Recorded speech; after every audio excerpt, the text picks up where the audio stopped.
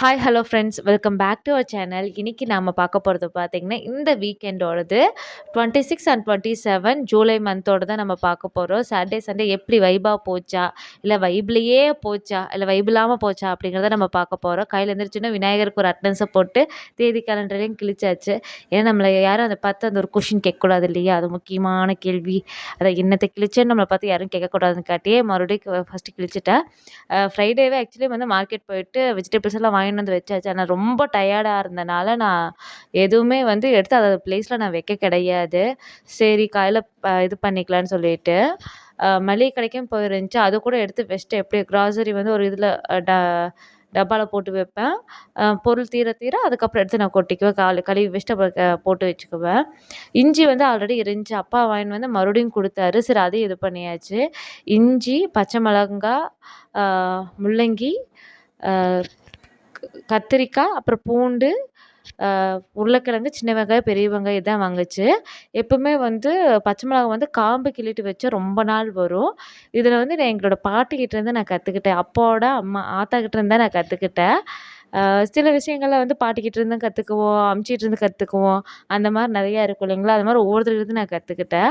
எனக்கு ரசம்னாவே இப்போ வரைக்கும் எங்கள் அம்மாவோட 2வது அக்கா தான், எங்கள் சின்ன பெரியம்மா தான் ஞாபகம் வருவாங்க. அவங்க வைக்கிற ரசம் இப்போ வரைக்கும் பீட் பண்ண ஆள் இல்லை. ஈவன் நான் வச்சாலும் கூட நானே சாப்பிட்டா கூட நல்லாயிருக்குன்னு சொன்னால் கூட ஸ்டில் ஐ ப்ரிஃபர் ஹர் ரசம். அதுக்கப்புறம் தக்காளி இதெல்லாம் வந்து நைட்டே எடுத்து வச்சுட்டேன். கருவேப்பிலை, கொத்தமல்லி தழையெல்லாம் இதாயிரும்னு சொல்லிட்டு அப்புறம் கொஞ்சம் ஃப்ரூட்ஸும் வாங்கியிருந்துச்சு. சைடில் வந்து முட்டைகோஸும் இருந்துச்சு. அப்புறம் தான் வச்சு ஆமாம் இதுவும் இது பண்ணுச்சு அப்படின்னு சொல்லி எடுத்து எல்லாம் வச்சுட்டு அது பிளேஸில் எடுத்து அடுக்க ஆரம்பிச்சிட்டேன். அப்புறம் கொஞ்சம் பூ இருந்துச்சு, அது ஆல்ரெடி கட்டி வச்சுருந்தது இருந்துச்சு, அதையும் எடுத்து ஓரமாக வச்சுட்டேன். சரி சாயங்காலம் இது பண்ணிக்கலாம்னு சொல்லிட்டு. இது போன வாரத்தோட இஞ்சி சரி நல்லா இருக்குது, அதுவும் எடுத்து ஓரமாக வச்சுக்கலாம். ஏன்னா நம்ம ஃபஸ்ட்டு வந்து தீர்க்க வேண்டியது லாஸ்ட் வீக்கோடதாக தான் இருக்கும் அப்படின்னு சொல்லிட்டு. ஆனால் நான் அதுக்கு ஃப்ரைடே ஈவினிங்கே பார்த்தீங்கன்னா கா இங்கே போகிறதுக்கு முன்னாடியே மார்க்கெட் போகிறதுக்கு முன்னாடியே ஃப்ரிட்ஜில் எதெல்லாம் இதுவோ அதெல்லாம் யூஸ் பண்ணியாகணும்னு சொல்லிட்டு கொஞ்சம் கேரட் பீன்ஸ் இருந்துச்சு, அதுவும் போட்டு ஒரு காய் சாப்பாடு மாதிரி சிம்பிளாக செஞ்சுட்டேன். ரெசிபீஸ் எல்லாம் வந்து நான் ஷேர் பண்ணலான்னு நினைக்கிறேன். உங்களுக்கு ஓகே அப்படின்னா நீங்கள் கமெண்ட் லீவ் பண்ணுங்கள். நான் ஒவ்வொரு ரெசிபி நான் என்னோடய ஸ்டைலில் எந்த மாதிரி பண்ணுறேன் அப்படிங்கிறதும் நான் உங்களுக்கு ஷேர் பண்ணுறேன். அதுக்கப்புறம் கடுகு இதெல்லாம் வந்து எடுத்து எப்பவுமே கொஞ்சம் தயிர் வந்து நான் எடுத்து வச்சுக்குவேன். பிறகு பின்னாடி பேக்கப்புக்காக. என்னை பொறுத்தவரைக்கும் ஆல்மோஸ்ட் இது நான் பழைய வீடியோலலாம் போட்டிருக்கேன். தீப்பெட்டி எப்பவுமே வந்து நான் ஒரு பண்டலாக வாங்கிட்டு வரேன் அப்படின்னாலும் சரி, எப்பவுமே ஒரு பிளாஸ்டிக் டப்பாவில் போட்டு க்ளோஸ் பண்ணி வச்சுக்குவேன், நவுக்காமல் இருக்கிறதுக்கு. வெயில் காலத்தில் ஓகே, மழை காலத்துக்குலாம் சீக்கிரமாக நவுத்துறோம் இல்லைங்களா? அதுக்கப்புறம் பாப்பாவுக்கு டயப்பர் பர்ச்சேஸ் பண்ணியிருந்துச்சு. இது வந்து அவரோட கம்பெனி அட்ரஸ் தான் மோஸ்ட்லி நான் கொடுக்குறது. ஏன்னா அவங்க கம்பெனியில் சண்டேவாக இருந்தாலும் கூட லேபர்ஸ் இருப்பாங்க. அவங்கக்கிட்ட சொல்லி யாராச்சும்கிட்ட சொல்லி வாங்கி வச்சுக்கலாம். சரி வாங்கிட்டு வந்து கொண்டு வந்து கொடுத்துருந்தாரு. சரி பாப்பாவுக்கு அது பார்த்தோன்னே என்ன ஒரு ஆனந்தம், அப்பாடா அப்படின்னு சொல்லிட்டு இந்த தலகாணி ரொம்ப நல்லா இருக்கே மம்மிங்கிற மாதிரி தான் கூச்சி கொஞ்ச நேரம் விளையாண்டுருந்தேன். சரி விளையாட்டுன்னு சொல்லி நானும் விட்டுட்டேன். என்ன ஒரு ஆனந்தம் பாருங்க. தங்க எந்திரிச்சுக்கு சாமி அப்படின்னாலும் கூட கேட்காம உட்காந்து புரண்டு அதை கூட சண்டை போட்டுருந்தா. அதான் அந்த கவர் பிரிச்சோன்னா வந்து ஒரு பாப்பா ஃபோட்டோ இருந்துச்சு. அதையும் பார்த்துட்டு பாப்பா, பாப்பா, பாப்பா அப்படின்னு சொல்லிட்டே இருந்தா. அன்னைக்கு பார்த்தீங்கன்னா கெஸ்ட்டும் வந்துட்டாங்க. சரி இருக்கட்டும் அப்படின்னு சொல்லிட்டு, அன்னைக்கு வந்து நைட் வந்து அரிசியும் பருப்பு தான் சாப்பாடு செஞ்சுச்சு. நான் வந்துட்டு நெய் போட்டு பாப்பாவுக்கு ஊட்டலாங்கும்போது, பாப்பா "தங்கம் சூடாக இருக்கு சாமி ஊதுங்க" அப்படின்னோன்னே ஊதிட்டு இருந்தா. ஆனால் தெரியும் சாட்டர்டே ஈவினிங் வந்து தண்ணி வரும்னு சொல்லி நல்ல தண்ணி வரும்னு சொல்லி தெரியும். எதுக்கும் டியூப் போட்டே வரலாம் அப்படின்னு சொல்லிட்டு வெளியே வர இது ஆறட்டும்னு வச்சுட்டு வெளியே வர கரெக்டாக தண்ணி வந்துருச்சு. தண்ணி எடுத்து அப்புறம் பெரிய ட்ரம்மில் போட்டு விட்டுட்டு வந்து தான் பாப்பாவுக்கு சாப்பாடு ஊட்டி விட்டுட்டு நான் சாப்பிட்டுட்டு அன்றைக்கி போய் பாத்திரமே கழுவுறது, தண்ணி பிடிச்சது எல்லா வேலையும் பண்ணியிருந்தேன். என்னன்னு கேட்டிங்கன்னா ஹைலைட்டு, மிஷின்குள்ளே துணி போட்டு விட்டுட்டேன். சரி அதையும் எடுத்து எல்லாம் அலசிட்டு நல்ல தண்ணி கரெக்டாக நிற்கிறக்கும் எல்லாம் நான் முடிச்சு எல்லா வேலையும் முடிக்கிறதுக்கும் கரெக்டாக இருந்துச்சு. ஆனால் என்ன சாப்பிட்டதுக்கப்புறம் செய்கிறது எவ்வளோ கஷ்டம்னு இந்த தாட்டி தான் எனக்கு தெரிஞ்சிச்சு. எப்பவுமே வந்து சாப்பிடாம எல்லா வேலையும் முடிச்சுட்டு கடைசியாக சாப்பிட்டு அப்பாடான்னு போய் நான் படுப்பேன். ஆனால் இந்த தாட்டி வந்து முதலே வந்து செஞ்சங்காட்டி குமிஞ்சின மாதிரியெல்லாம் ரொம்ப கஷ்டமாக இருந்துச்சு. குறிப்பாக குடம் இடைக்கையில் ரொம்ப ரொம்ப கஷ்டமாக இருந்துச்சு. அது வேறு விஷயம் வைங்களேன். நைட்டு 10 மணி ஆகப்போகுது, மேடம் அப்போ தான் ஃபுல் வைப்பில் இருக்காங்க.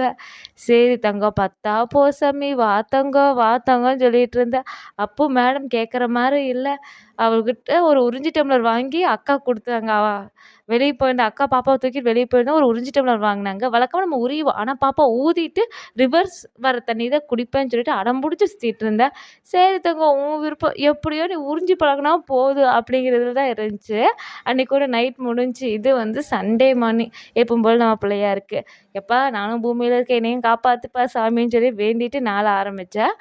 இது வந்து கொஞ்சம் வந்து இதான நாள் தான். ஒரு நினைவு நாள் தான் நம்ம டாக்டர் ஏபிஜே அப்துல் கலாம் ஐயாவோட நினைவு நாள். இது அவர் இறக்கும்போது நான் காலேஜ் ஃபர்ஸ்ட் இயர் படிக்கிறேன். நல்லா ஞாபகம் இருக்கு. 2012 அப்ப இறந்தது. இட்ஸ் பீன் 13 இயர்ஸ் ஆயிடுச்சு. Still his memories are impacting on each and every one. I hope so. அதுக்கப்புறம் காலையில தான் எந்திரிச்சு நான் துணியே காய போடவே முடிஞ்சுச்சு. ஆல்மோஸ்ட் நீங்கள் இந்த வெயில பார்த்துட்டு, என்னடா இது 10 மணிக்கு காய போட்டிருக்க அப்படின்னா நீங்க நினைக்க வேணாம். ஆக்சுவலி 12 மணிக்கு தான் நான் காய போட்டேன். அப்போ தான் நல்லா வெயிலே வந்துச்சு. சரி சண்டேங்கிற நான்வெஜ் இல்லாம இருக்குங்களா, அதனால அளவா தான் மட்டன் மட்டும் தான் எடுத்துட்டு வந்துச்சு. சரி மொளகா அரைச்சிடலாம் அப்படின்னு சொல்லிட்டு, மொளகா ஒரு பக்கம் அரைக்கிறதுக்கு வறுக்கிற சாமான்லாம் வறுத்து பொடி பண்ணிட்டேன். வெங்காயத்த வதக்கிட்டு, அப்புறம் தேங்காய் வந்து எப்பவுமே எனக்கு சிதறல்ல கொஞ்சம் ஒரு ப்ராப்ளம் இருக்கு. அதனால நான் சில்லு சில்லா இது பண்ணிட்டு, மிக்ஸியில போட்டு லைட்டா ஒரு கொர கொரப்பா அரைச்சிட்டு அதுக்கப்புறம் தான் வந்து இது பண்ணுவேன். இந்த டைம்ல சாப்பாடுலாம் சாப்பிட்டதுக்கப்புறம் பார்த்தா, பாப்பா வைப்ல ஆரம்பிச்சுட்டா. சரின்னு சொல்லிட்டு வண்டியில ஏறி உட்காந்துட்டு, அம்மா அம்மா அம்மான்னு சொல்லிட்டு விளையாண்டுட்டு இருந்தா பாப்பாவும். சரி அவளும் விளையாடட்டும். ஏன்னா கொஞ்சம் அவ கூட டைம் ஸ்பெண்ட் பண்ணணும்னு சொல்லிட்டு, அதான் யார் இது அப்படின்னு சொல்லி உத்து பார்த்துட்டு இருந்தா கண்ணாடியில பாப்பா. பார்க்கையில அவளோட ஃபேஸ் தான். அம்மா அம்மான்னு சொல்லிட்டு மறுபடியும் கூப்பிட்டு விளையாண்டுட்டு இருந்தா. ஆனா ஹைலைட் என்னன்னு கேட்டிங்கன்னா, சாவிய தொலைச்சுட்டா வண்டியோடது. கடைசியா எப்படியோ பழைய சாவி இருந்து மேட்ச் பண்ணிட்டோம்னு வைங்களேன். ஆனா இதுக்கு என்ன ஹேர் ஸ்டைல்ன்னு தெரியல. அவங்க அப்பச்சி தான் அவளுக்கு போட்டு விட்டாங்க. சண்டே ஈவினிங் சன் டிவியில் சிங்கம் படம் போட்டிருந்தாங்க. அதை பார்த்துட்டே நம்ம வேலையும் பண்ணலாம் அப்படின்னு சொல்லிட்டு திரும்பி பார்த்தா, நம்மளை வா வான்னு சொல்லிட்டு துணி காய போட்டதெல்லாம் இருந்துச்சு. அதையும் எடுத்து கையோட மடித்து வச்சுட்டு, அப்படியே கொஞ்சம் டிவியில் பாட்டு கேட்டுட்டு படமும் பார்த்துட்டு அப்படியே லைட்டாக ஸ்மூத்தாக போகுதேன்னு நினச்சேன். சரி இவ்வளோ துணி ஆயிடுச்சு, கையோட மடித்து அதை அந்த பிளேஸில் அடுக்கி வச்சிடலாம் அப்படிங்கிறதுல மடிக்க ஆரம்பித்தேன்.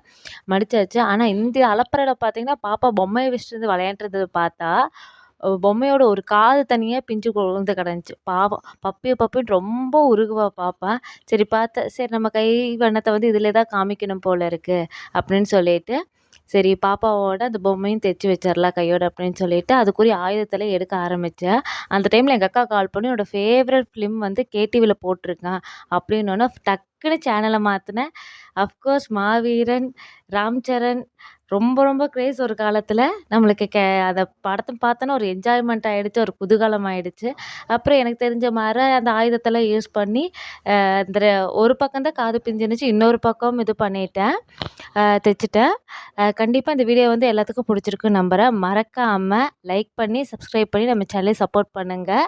உங்கள் ஃப்ரெண்ட்ஸோடையும் ஷேர் பண்ணுங்கள், உங்கள் ஃபேமிலியோடையும் ஷேர் பண்ணுங்கள். Share your happiness with every one. Thank you.